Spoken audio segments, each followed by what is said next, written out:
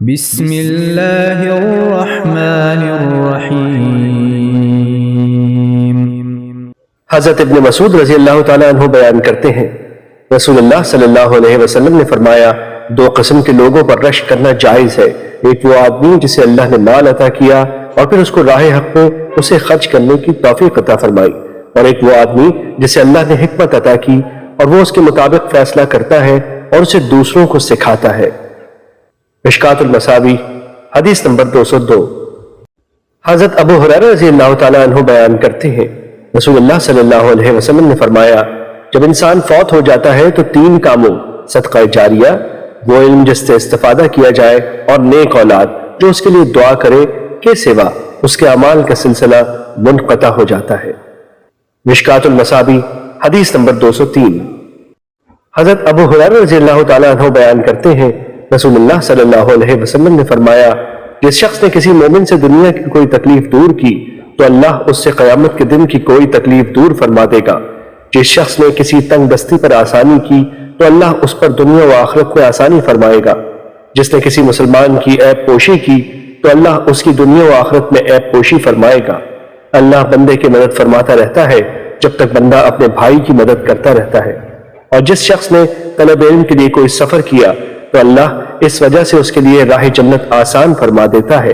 اور جب کچھ لوگ اللہ کے کسی گھر میں اکٹھے ہو کر اللہ کی کتاب کی تلاوت کرتے ہیں اور آپس میں پڑھتے پڑھاتے ہیں تو ان پر سکینت نازل ہوتی ہے، رحمت انہیں ڈھانپ لیتی ہے، فرشتے انہیں گھیر لیتے ہیں، اور اللہ اپنے پاس فرشتوں میں ان کا تذکرہ فرماتا ہے، اور جس کے عمل میں اسے پیچھے کر دیا تو اس کا نسب اسے آگے نہیں بڑھا سکے گا۔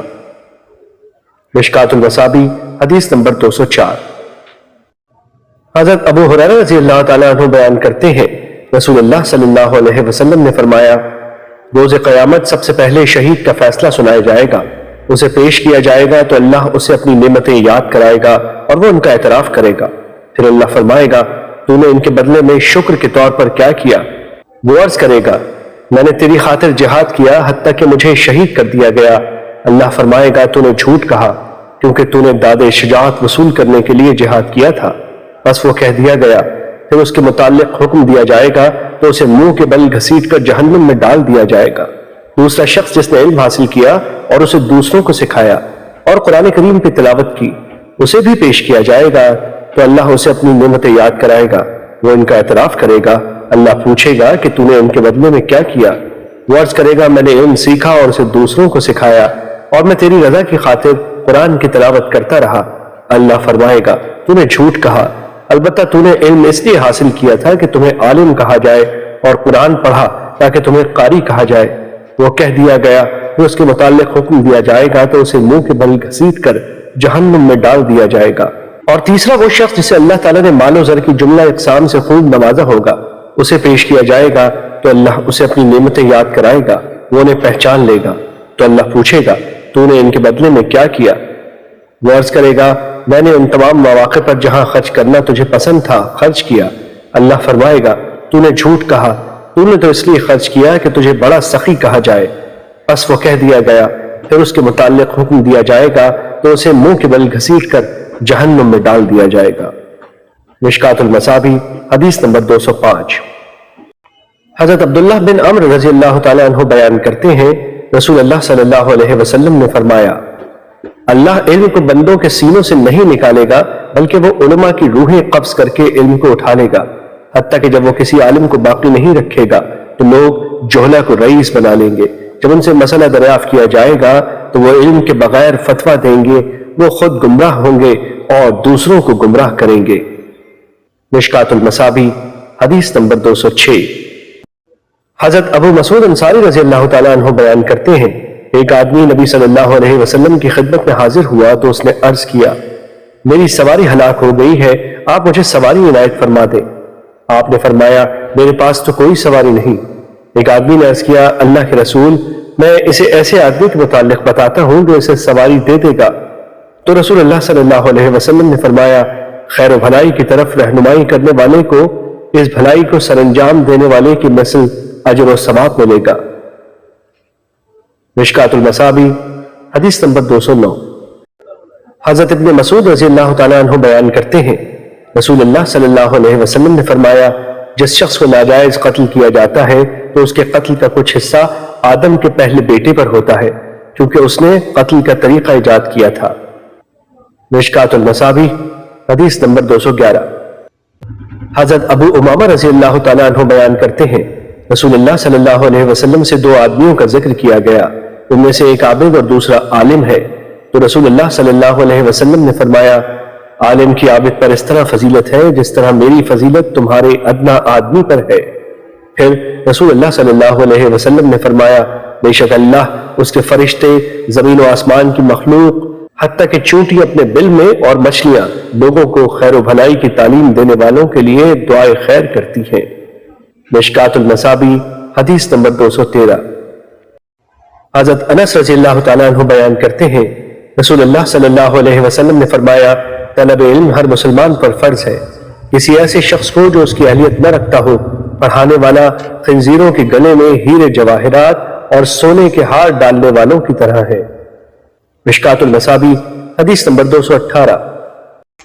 حضرت ابن مسعود رضی اللہ تعالیٰ عنہ بیان کرتے ہیں رسول اللہ صلی اللہ علیہ وسلم نے فرمایا اللہ اس شخص کے چہرے کو تر و تازہ رکھے جس نے میری حدیث کو سنا، اسے یاد کیا، اس کی حفاظت کی اور پھر اسے آگے بیان کیا۔ بسا اوقات اہل علم فقیہ نہیں ہوتے اور بسا اوقات فقیہ اپنے سے زیادہ فقیہ تک بات پہنچا دیتا ہے۔ تین خصلتیں ایسی ہیں جن کے بارے میں مسلمان کا دل خیانت نہیں کرتا، عمل خالص اللہ کی رضا کے لیے ہو، مسلمانوں کے لیے خیر خواہی ہو اور ان کی جماعت کے ساتھ لگے رہنا کیونکہ ان کی دعوت انہیں سب طرف سے گھیر لے گی یعنی حفاظت کرے گی۔ مشکات المصابیح حدیث نمبر 228۔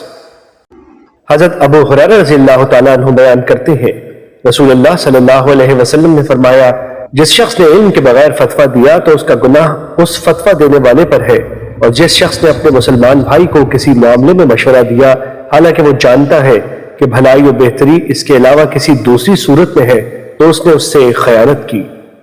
مشکات المصابیح حدیث نمبر 242۔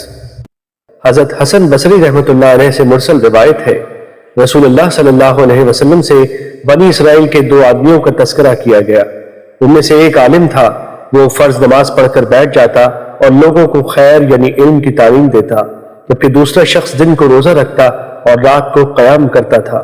آپ صلی اللہ علیہ وسلم سے دریافت کیا گیا کہ ان دونوں میں کون افضل ہے؟ رسول اللہ صلی اللہ علیہ وسلم نے فرمایا اس عالم کی جو فرض نماز پڑھ کر بیٹھ جاتا ہے اور لوگوں کو خیر کی دیتا ہے، اس پر عابد جو دن کو روزہ رکھتا ہے اور رات کو قیام کرتا ہے اس طرح فضیلت ہے جس طرح میری تمہارے ادنا پر فضیلت ہے۔ مشکات المصابیح حدیث نمبر 250۔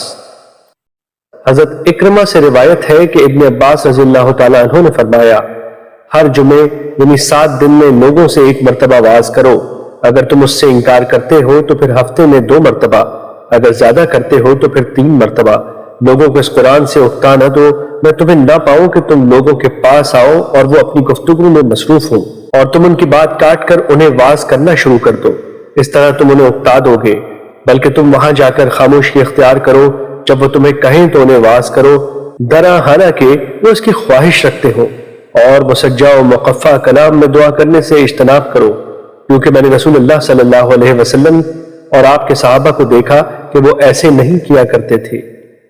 مشکات المصابیح حدیث نمبر 252۔ حضرت ابو ہریرہ رضی اللہ تعالیٰ عنہ بیان کرتے ہیں رسول اللہ صلی اللہ علیہ وسلم نے فرمایا مومن کو اپنی موت کے بعد اپنے مال و حسنات میں جن کا ثواب پہنچتا رہتا ہے ان میں سے ایک علم ہے جو اس نے سکھایا اور اسے نشر کیا، دوسرا نیک اولاد جو اس نے چھوڑی، یا قرآن مجید جو اس نے کسی کو عطیہ کیا، یا مسجد ہے جو اس نے بنائی، یا مسافر خانہ ہے جو اس نے بنایا، یا نہر ہے جو اس نے جاری کی، یا وہ صدقہ ہے جو اس نے اپنی صحت و حیات میں اپنے مال سے کیا، بس یہ وہ اعمال ہیں جن کا ثواب اس کی موت کے بعد بھی اسے پہنچتا رہتا ہے۔ مشکات المصابیح حدیث نمبر 254۔ حضرت عائشہ رضی اللہ تعالی عنہا سے روایت ہے انہوں نے کہا کہ میں نے رسول اللہ صلی اللہ علیہ وسلم کو فرماتے ہوئے سنا اللہ عز و جل نے میری طرف وحی فرمائی کہ جو شخص طلب علم میں کوئی سفر کرتا ہے تو میں اس کے لیے راہ جنت آسان کر دیتا ہوں، اور میں جس کی دونوں آنکھیں سلب کر لیتا ہوں تو میں اس کے بدلے اسے جنت عطا کر دیتا ہوں، علم میں زیادتی عبادت میں زیادتی سے بہتر ہے اور دین کی اصل تقوی ہے۔ مشکوٰۃ المصابیح حدیث نمبر 255۔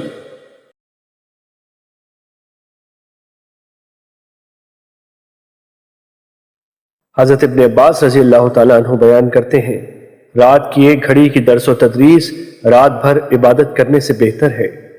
مشکوٰۃ المصابیح حدیث نمبر 256۔